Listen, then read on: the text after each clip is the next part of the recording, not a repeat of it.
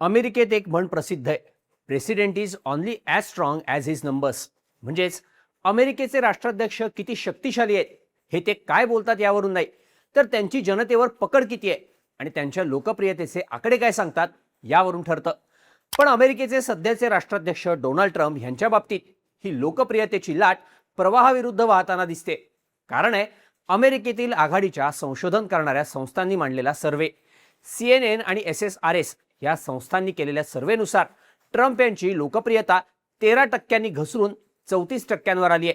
आणि सगळ्यात धक्कादायक गोष्ट म्हणजे 2026च्या नोव्हेंबरमध्ये अमेरिकेत होणाऱ्या मिड टर्म निवडणुकांमध्ये त्यांच्या पराभवाची शक्यता 65% असल्याचा अंदाज वर्तवण्यात आलाय. 2024 मध्ये मी जगातली युद्ध थांबवेन आणि महागाई कमी करेन अशा दाव्यांसह सत्तेत आलेल्या ट्रम्प यांच्यावर अवघ्या 2 वर्षांमध्ये ही वेळ का आली?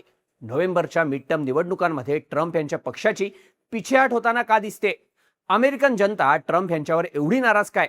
याचा ट्रम्प यांच्या पॉवरवर कसा परिणाम होऊ शकतो? सगळं काही जाणून घेऊया त्या व्हिडिओमधून. नमस्कार, मी शार्दूल आणि तुम्ही बघताय बोल व्हिडिओ. वृत्तसंस्था CNN आणि स्वतंत्र संशोधन संस्था SSRS यांनी जुलै 2026च्या शेवटी घेतलेल्या एका जनमत चाचणीनुसार अमेरिकेचे राष्ट्राध्यक्ष डोनाल्ड ट्रम्प यांची एकूण अप्रुव्हल रेटिंग म्हणजेच त्यांच्या कामगिरीला पसंती दर्शवणाऱ्यांची संख्या 13% घटून अवघी 34% आली आहे.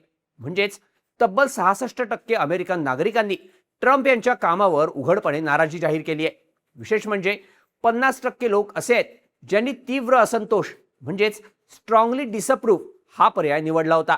यातून ट्रम्प यांचे समर्थन करणारे आता फक्त 15% नागरिकच अमेरिकेत शिल्लक असल्याचं आकडेवारी सांगते. आता या 34% आकड्यांचं गांभीर्य समजून घ्यायचं असेल तर इतिहासाची काही पानं चाळावी लागतील. 6 जानेवारी 2021ला जेव्हा वॉशिंग्टन DC मधील कॅपिटल हिलवर हिंसक हल्ला झाला होता तेव्हा ट्रम्प यांची लोकप्रियता जेवढी रसातळाला गेली होती अगदी त्याच 34%च्या निचांकी पातळीवर त्याच पुन्हा एकदा येऊन पोहोचले. यातच 2026च्या नोव्हेंबरमध्ये अमेरिकेत मिड टर्म निवडणुका होणार आहेत.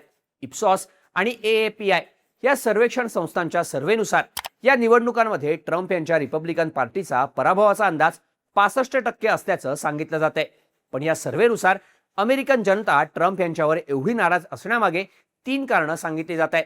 त्यातलं पहिलं कारण आहे महागाई आणि बिघडलेली अर्थव्यवस्था. इप्सॉस आणि AAPI या सर्वेक्षण संस्थांच्या सर्व्हेनुसार 54% मतदारांसाठी महागाई हा मिड टर्म निवडणुकीतील प्रमुख मुद्दा आहे. 65% अमेरिकन मतदारांच्या मते इराण युद्धावरील अवाजवी खर्च, आयात कर धोरण आणि कॉर्पोरेट क्षेत्राला दिलेली कर सवलत यांसारख्या धोरणांमुळे देशाची आर्थिक स्थिती बिघडली आहे. या धोरणांमुळे महागाई वाढली आणि सामान्य ग्राहकांवरील आर्थिक बोजा वाढल्याचं जनमत चाचण्यांतून समोर आलंय. या सर्व्हेनुसार 71% अमेरिकन नागरिकांचं असं मत आहे की ट्रम्प प्रशासन दैनंदिन गरजेच्या वस्तूंचे वाढते भाव रोखण्यात अपयशी ठरलंय.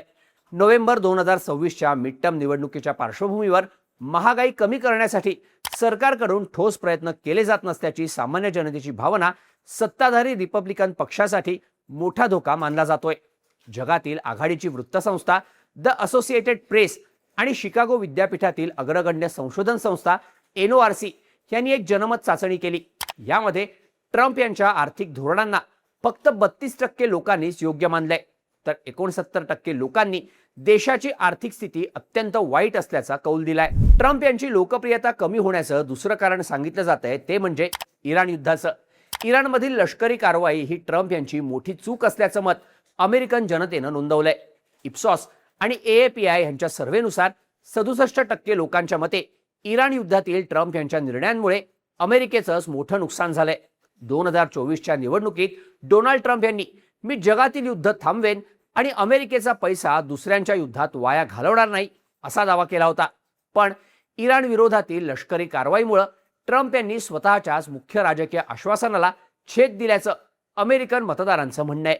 सर्व्हेनुसार 67% लोकांचं मत आहे की या निर्णयानं इराणपेक्षा अमेरिकेचं राजकीय आणि आर्थिक नुकसान जास्त झालंय, तर 25% अमेरिकन नागरिकांना वाटतंय की ट्रम्प यांचा युद्धाचा निर्णय योग्य होता.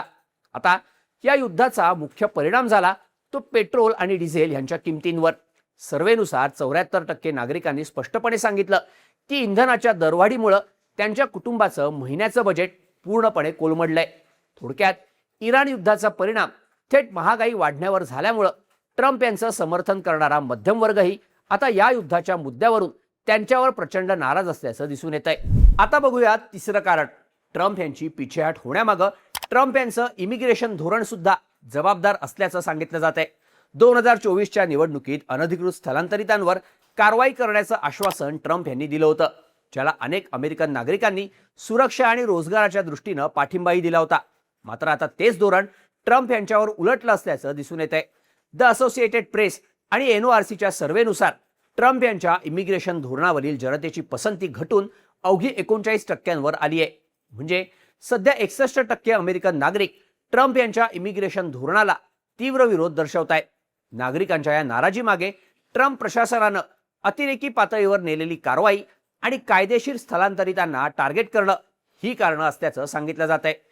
54% लोकांच्या मते ज्या पद्धतीनं मोठ्या प्रमाणावर लोकांना देशाबाहेर काढलं जात आहे ती कारवाई अत्यंत टोकाची आणि अमानवी आहे. CNN आणि SSRS यांनी केलेल्या सर्व्हेनुसार 75% लोकांच्या मते ट्रम्प सामान्य अमेरिकन नागरिकांच्या दैनंदिन समस्यांपासून पूर्णपणे वेगळे झालेत आणि 66% लोकांचं म्हणणं आहे की ट्रम्प देशाच्या गरजेपेक्षा स्वतःच्या स्वार्थाला प्राधान्य देतात.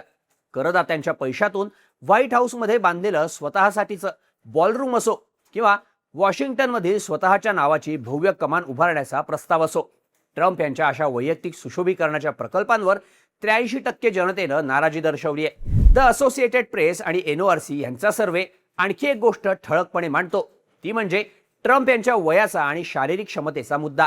वयाच्या 80व्या वर्षी राष्ट्राध्यक्षपद सांभाळणाऱ्या ट्रम्प यांच्याकडे देश चालवण्यासाठी आवश्यक असणारी ऊर्जा आणि बौद्धिक तल्लखता उरलेली नाही, असं 57% अमेरिकन नागरिकांना वाटतंय.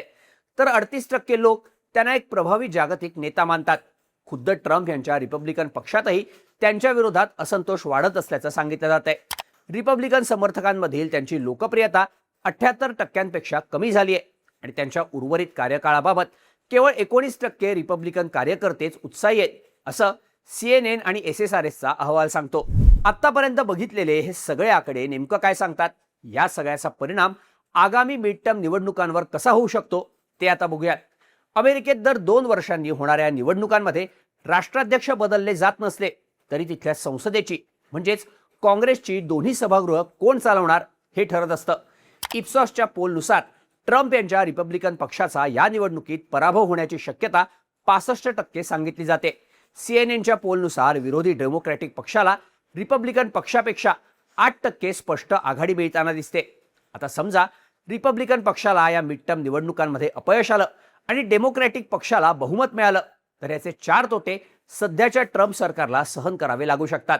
यातला पहिला फटका बसेल तो ट्रम्प यांच्या एकतर्फी निर्णयांना. अमेरिकन राज्यघटनेनुसार कोणताही नवा कायदा मंजूर करण्यासाठी संसदेच्या दोन्ही सभागृहांची मंजुरी आवश्यक असते. संसदेत विरोधकांचं बहुमत आल्यास ट्रम्प यांना त्यांच्या मर्जीनुसार नवीन कायदे बनवता येणार नाहीत. म्हणजेच ट्रम्प राष्ट्राध्यक्ष राहतील पण त्यांचे एकतर्फी निर्णय घेण्याचे अधिकार संपुष्टात येऊ शकतात. दुसरा फटका म्हणजे इराण युद्धाचा खर्च आणि निधी रोखण्याचा अधिकार संसदेला मिळेल. अमेरिकेत युद्धाची घोषणा करण्याचे आणि लष्कराला निधी देण्याचे सर्वोच्च अधिकार संसदेकडे असतात. सध्या 66% जनता ट्रम्प यांच्या इराण धोरणावर नाराज असल्यामुळे अमेरिकन संसद इराण विरुद्धच्या ट्रम्प यांच्या धोरणांना विरोध करू शकते. तिसरा फटका ट्रम्प यांच्या विरोधात पुन्हा एकदा महाभियोग चालवण्याचा मार्ग मोकळा होऊ शकतो. डोनाल्ड ट्रम्प यांच्यावर यापूर्वी 2दा महाभियोग चालवला गेलाय. त्यामुळे हाऊस ऑफ रिप्रेझेंटेटिव्हमध्ये डेमोक्रॅटिक पक्षाचं बहुमत आलं तर ते ट्रम्प यांच्या वादग्रस्त निर्णयांची आणि आर्थिक व्यवहारांची चौकशी करण्यासाठी विशेष समित्या स्थापन करू शकतात.